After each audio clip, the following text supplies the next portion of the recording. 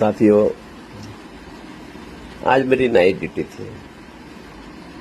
Night duty से आने के बाद थोड़ा सा रेस्ट लिया। रेस्ट किया, सोया 1-2 घंटे की। हाँ, करीब 11 बजे मैं सोया था और 4 बजे के लगभग मैं उठा।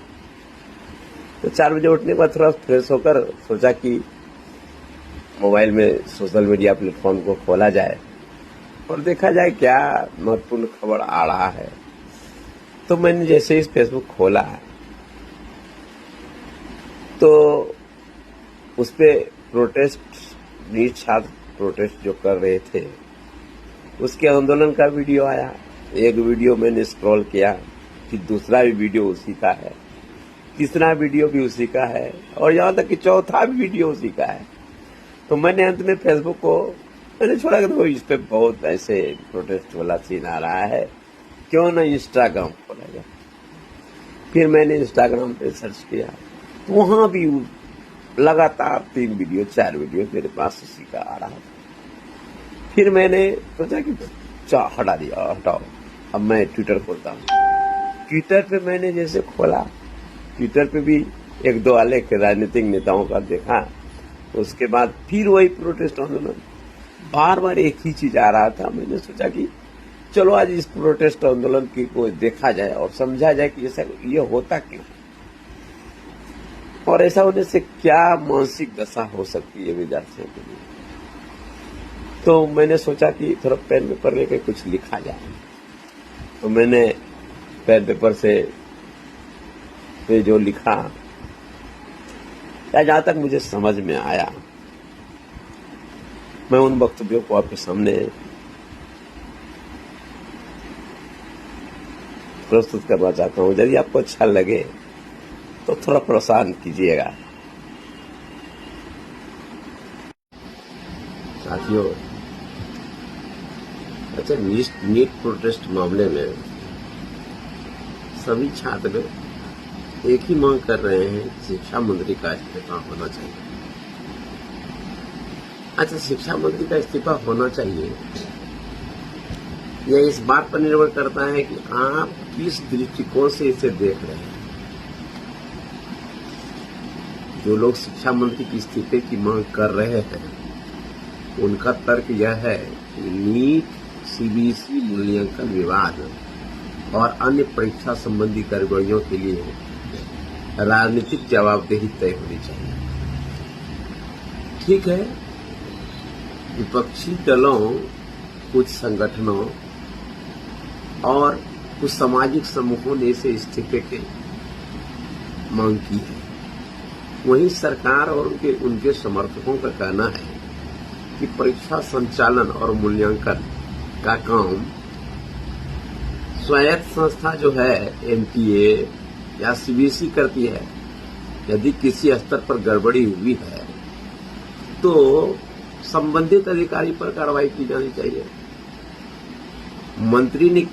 मंत्री ने समस्या स्वीकार की है और सुधारात्मक कदम भी उठाए हैं, लेकिन इस्तीफे की मांग करना एक समाधान नहीं, बल्कि व्यवस्था में सुधार होना जरूरी है। इसीलिए सरकार डर रही है। यह कहना एक राजनीतिक राय हो सकती है, लेकिन सरकार का आधिकारिक पक्ष यह है कि मंत्री को हटाने के बजाय व्यवस्था में सुधार और जांच पर ध्यान देना चाहिए। लोकतांत्रिक राजनीति में इस्तीफा आमतौर पर 2 कारणों से मांगा जा सकता है। क्या क्या कारण है? पहला कारण है कि वह प्रत्यक्ष दोष या भ्रष्टाचार का आरोप होने पर, और दूसरा नैतिक या कई राजनीतिक जिम्मेदारी स्वीकार करने के लिए। विवाद अभी मुख्यतः दूसरे बिंदु पर चल रहा है, जिसमें सभी छात्र यह मांग कर रहे हैं कि इसकी राजनीतिक जवाबदेही लेनी चाहिए। प्रोटेस्ट छात्र के साथ जो भी अन्याय हुआ या वर्षों से जो छात्र मेहनत कर रहे थे उनके साथ परीक्षा में यदि पेपर लीक होता है तो मनोबल टूटता है। लेकिन शिक्षा मंत्री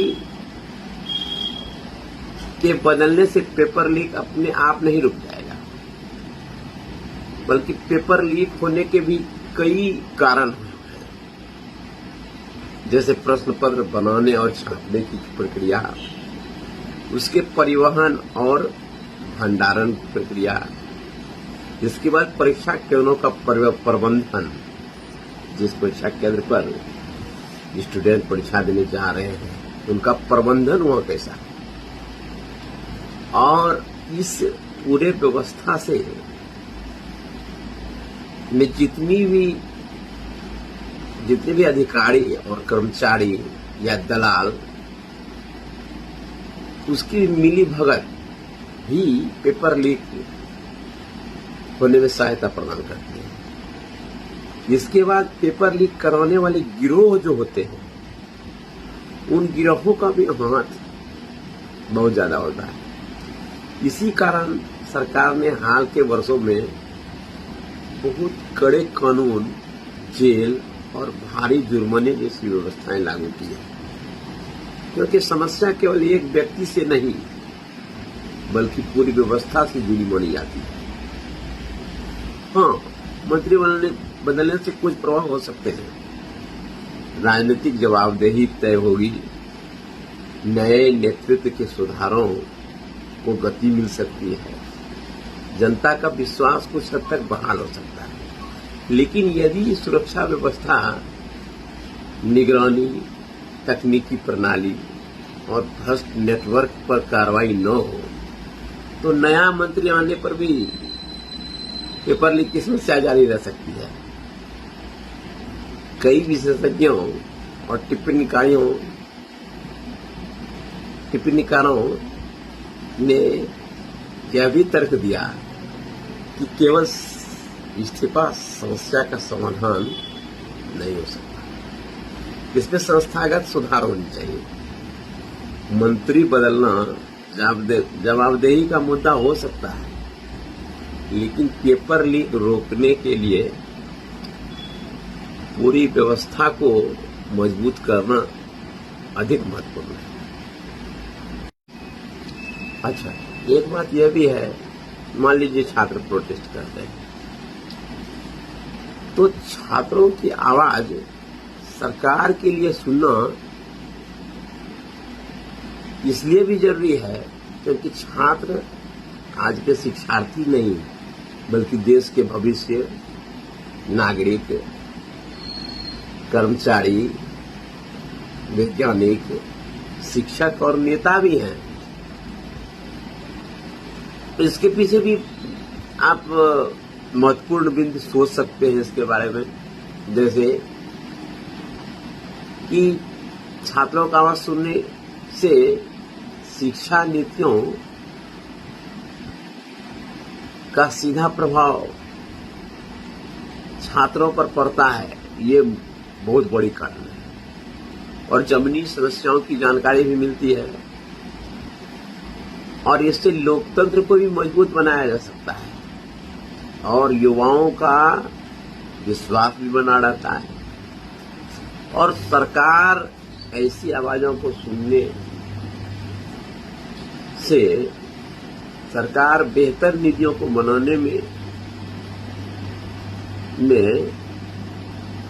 मदद मिल सकती है, बेहतर नीतियां इससे बनाई जा सकती है और छात्रों के अनुभव और सुझाव शिक्षा व्यवस्था को अधिक प्रभावी और व्यवहारिक बना सकते हैं। एक सरल विचार यह भी है कि जो व्यवस्था छात्रों के भविष्य को प्रभावित करती है उसमें छात्रों की आवाज को महत्व मिलना चाहिए।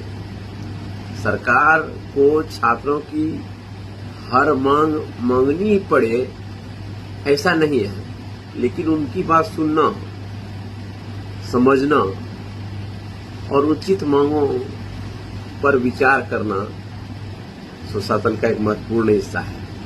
इससे भी अब एक चीज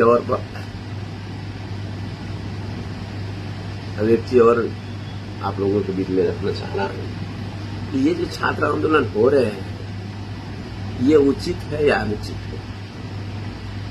इसका उद्देश्य क्या है?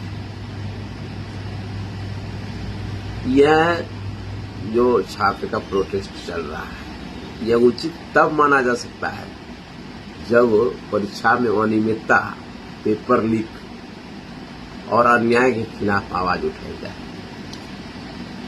दूसरी चीज कि शांतिपूर्ण और लोकतांत्रिक तरीके से इसका विरोध किया जाए। पारदर्शिता, निष्पक्ष जांच और सुधार की मांग की जानी चाहिए। छात्रों के हित और शिक्षा व्यवस्था को बेहतर बनाने का लक्ष्य हो, ये उचित माना जा सकता है। इन सब कारणों से उचित माना जा सकता है।